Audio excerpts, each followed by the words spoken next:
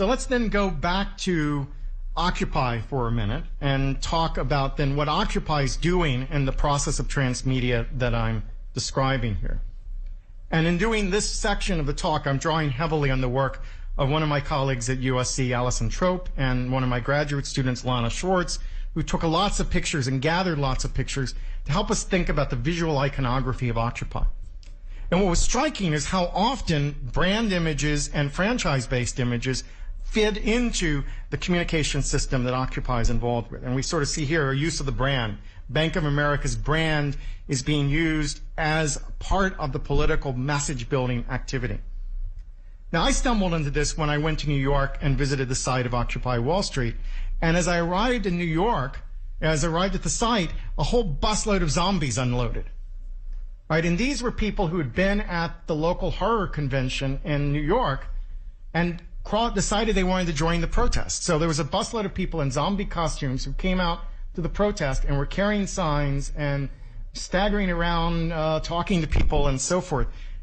Turns out the zombie was one of the many, many images that the Occupy movement used to process or signify their opposition to the unequal distribution of wealth and opportunity in the United States. And the zombie, among many other things, stood in for corporations that should have been dead and were kept alive artificially from by the blood of the 99%, i.e. by government subsidies.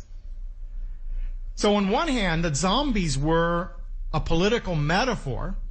On the other hand, for a lot of the people there, they were a reference to a transmedia franchise. Although The Walking Dead was probably the most persistent and central narrative about zombies in American culture at the time the Occupy movement is going on. So they were harnessing the myth-making capacity of Hollywood and The Walking Dead to create a metaphor that could then be photographed and videotaped and travel through YouTube and Flickr and social network sites and become part of a larger system of communication.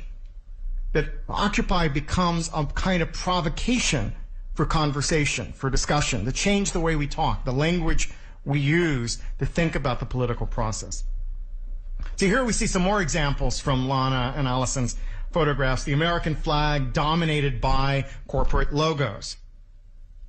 Or we see the man from the Monopoly box being carted off to jail. Right? Again, very recognizable images of popular culture that are being used politically in this way. We see Smithers from The Simpsons, or Burns from Simpsons saying, "I am the 1%, Smithers released the hounds." There's a whole Occupy Sesame Street movement. 99% of the world's cookies are consumed by 1% of the monsters. Batman gets used in a variety of ways. Here, Batman says, "Raise my taxes."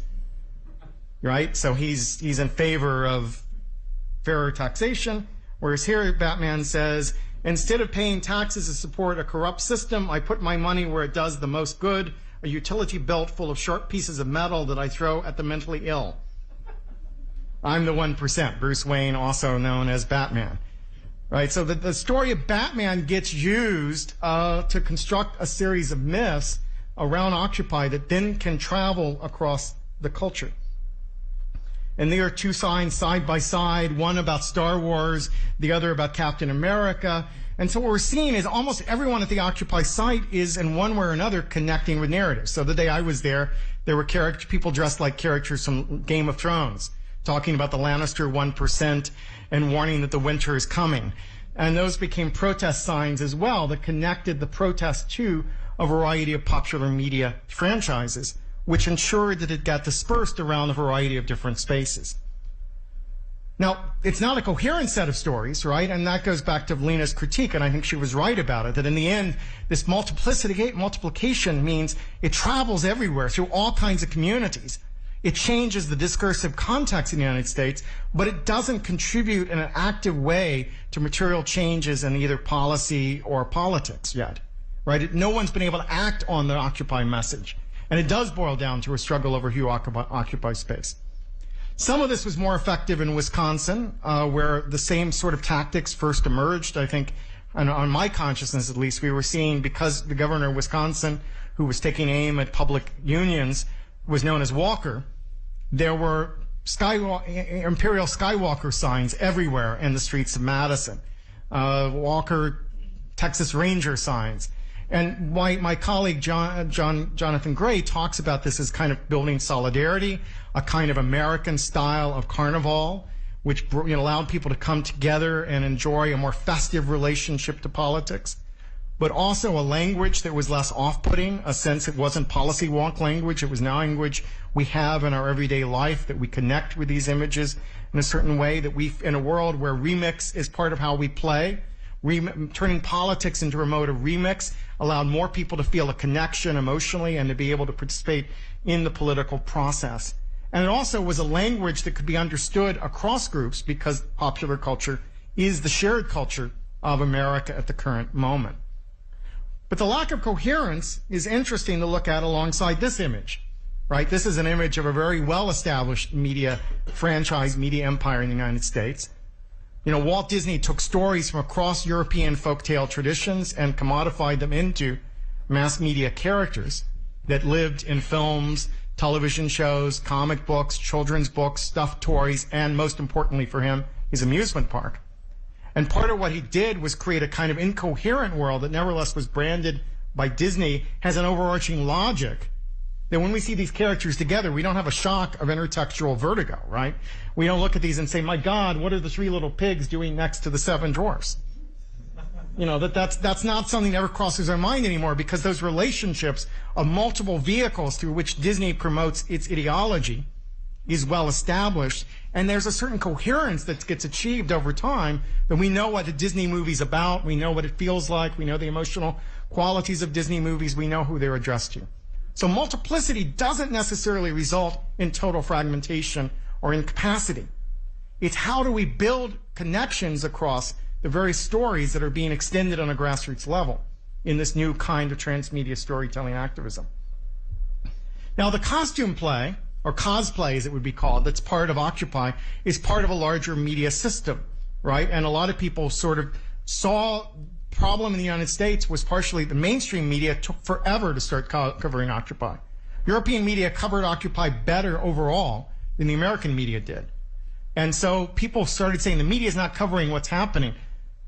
Thousands of people are gathering and they're getting no media coverage. And so people began using citizen media tools to circulate those messages, and used every platform available in the digital age to get the message out. So the logic of the politics became transmedia logic, transmedia activism, because you're saying, I don't have access to broadcast capacity. I'm going to use every tool available to send this message out to as many different communities as I can. So we might use, this is a map someone did, a Google Maps, to demonstrate how many protests there were, just to quantify the protest and how widespread they were across the country at the peak of the Occupy movement. Here are tools where people exchanged posters and pamphlets that could be easily printed off the internet and photocopied or distributed in some way. This is maybe the most spectacular example of what Occupy did in this regard. This is the pepper spray cop, right? The pepper spray cop was a campus policeman at the University of California, Davis campus. A group of protesters is sitting peacefully on the lawn. He wants to disperse them. He walks casually by and pepper sprays them in the face. Now, you can imagine this is a story that would have gotten almost no play in American mainstream media. Maybe the student newspaper would report it. If they were lucky, some Southern California local paper might report it. But the event takes place on Saturday. By Monday, hundreds of these mashups of pepper spray cop juxtaposed with famous paintings, with scenes from movies, people peacefully gathering, famous protest scenes. All of those are the pepper spray cops inserted into hundreds of these. And the news story that got the attention in the United States about pepper spray cop was the sheer proliferation of these remixes. New York Times read the story about the pepper spray cop because of the remixes. And no one saw all of those remixes, but there was a sense of just grassroots production of these remixes that started to spread through the web that called out attention to this incident, and it succeeded in making the pepper spray cop one of the icons of the Occupy movement. So it's a politics based on circulation, a politics based on spreading content actively, consciously, using strategies derived from fan culture and derived from transmedia storytelling, right? That the logics are ones, these protest groups are adopting those logics to create new kinds of political tactics. This is a global phenomenon. This group of protesters are Palestinians who march through the occupied territory. Every weekend they march through the occupied territory protesting Israeli status on their land, or what they saw as their land. They walked through the occupied territory, they recorded their protest, and about 100 people saw it, right? This particular weekend, they painted themselves blue, like the Na'vi in Avatar, and they marched through the occupied territory chanting, "Sky people, you can't take our land." And they recorded the Israeli army tear gassing a bunch of Na'vi who are riding on the ground, choking on the tear gas, and it's captured on video. It goes out on YouTube. There are multiple versions of it. Some of them remix footage from the film with the protest footage. And these videos travel and get millions of views all over the world. And the images are printed in newspapers around the world. So they created this moment of massive visibility because they attached themselves to the images from popular culture. Because Avatar was everywhere. Everyone knew how to read Avatar. The protest movement attached itself to Avatar. So we can read this in two ways. We can say this is entertainment values intruding into news and politics, a trivialization of the political process. Or we can say this is protest hijacking mass media and using its resources to get visibility for its message. And I'm inclined to go with the second in terms of what happened here. What's interesting is that behind this particular group of protesters have a very media-rich, text-rich site with lots of information. So most of us who saw this picture probably didn't get beyond the picture, but the picture itself embodied something of the conflict. But if you follow the picture back, as you can do easily in a network culture, there was a lot more data-rich information there. There was what Jason Mattel would call drillability. You could drill down, get more information, get more context, and understand the issue in a deeper way. So most people didn't go there, but a higher percentage of people went there than would have gone there with the old traditional messages. And the result was that it had some educational function for people who might never have paid attention to the issue of the occupied territory in any other way. So it's a kind of tactic that worked in increasing visibility.